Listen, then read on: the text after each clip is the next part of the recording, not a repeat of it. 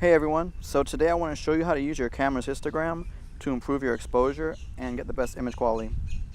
So let's start by turning on live view so we can see the histogram on the back LCD. By default, the histogram isn't displayed, so we have to turn it on. On my camera, all I have to do is hit the info button a few times. So 1, 2, 3, 4. Okay, so here it is. This is the histogram. So let me demonstrate really quick how to read the histogram. So to the left are your dark areas and your shadows. In the middle are your midtones. And to the right are your highlights and whites, or the brightest part of your image. As you can see, my histogram is mostly to the left, meaning it's a bit underexposed. Now, if I lower my shutter speed, you can see the image become brighter. So an easy way to remember this is with the rhyme, right is bright, or more right is more light. Okay, so I'm going to go back to get a proper exposure where everything is kind of within the box. You can see nothing is really touching the left side or the right side. So that right there is technically a proper exposure. So the point of exposing to the right is to bring out more shadow details. Since all cameras have different dynamic ranges, we're going to experiment to see how far we can actually expose to the right. So I'm going to take a few shots and push my histogram further each time, and then I'll go back home and see which one works out best. Okay, so let's see. So I'll take one shot with the proper exposure here.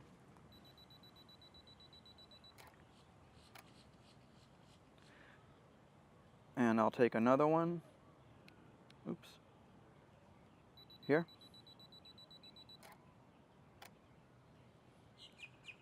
Do one more.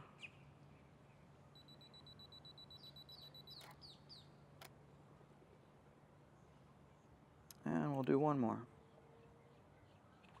So you can see I'm really touching the right side there.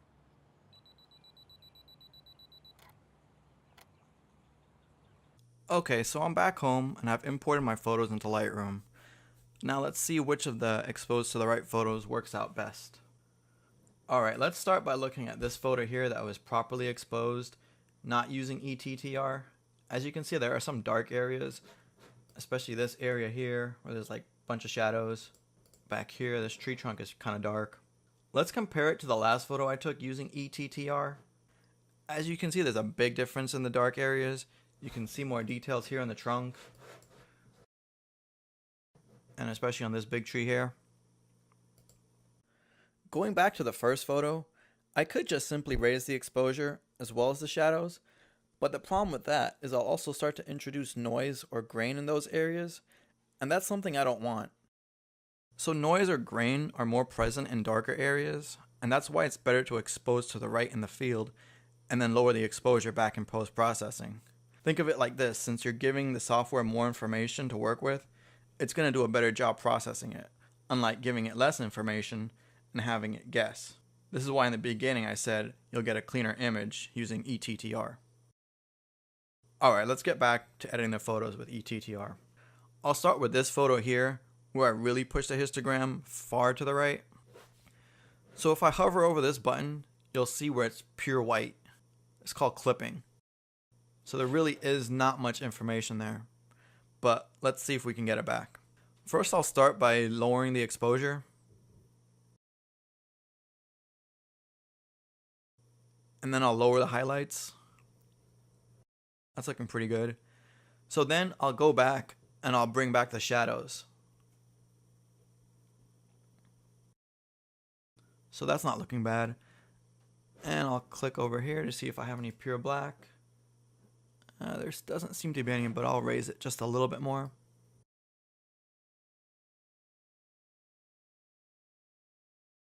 So that's not looking bad, but I'll still go ahead and fine tune it even further until I'm happy with the image. But for now, let's check out the other photos we took. So this one wasn't pushed too far, but let's see what we can do. So I'm just going to follow the same process, just start by lowering the exposure.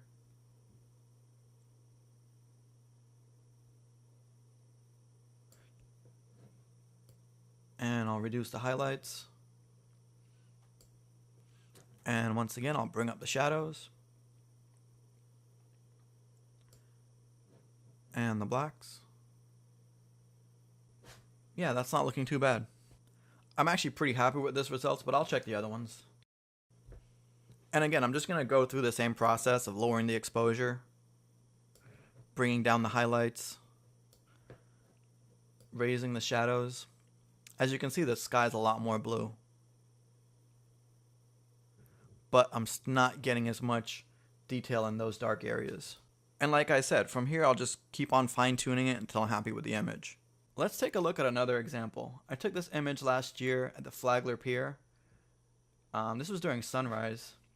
As you can see, this image is pretty dark, but I was exposing for the sky. And then I took a second exposure.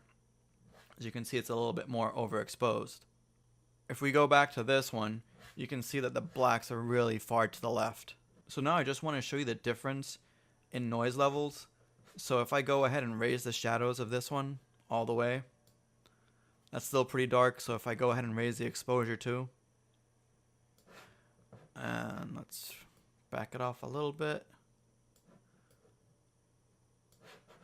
Let's see. So you can see there's a ton of noise here. And that's because Lightroom was just trying to guess and recreate all the pixels, so that's what happens. So let's go back to the other one. So this is the slightly overexposed one, but we'll do the same thing where we just raise the shadows. And I'll actually lower the exposure here, as well as the highlights. Maybe come up a little bit more on the shadows. And you can see it's obviously cleaner. Let me show you side by side. I'm not sure if you'll be able to see the noise on the video, but it's pretty extreme. This image is very noisy and this one's still very clean. And this is one of the benefits of using ETTR, because now you're giving Lightroom more information to work with, and therefore it's going to process it a lot better. So similar results can be made by bracketing exposures and later combining them in Photoshop, but that's a lengthier process and a bit more advanced. There are times where I do combine ETTR with exposure blending, but those are only in cases where the dynamic range is too much. Well, I hope you've enjoyed this tutorial on histograms and ETTR, or exposing to the right. If you have any questions, just leave them in the comments below and I'll get back to you. And don't forget to subscribe if you like this content. I really appreciate it. See you next time, guys.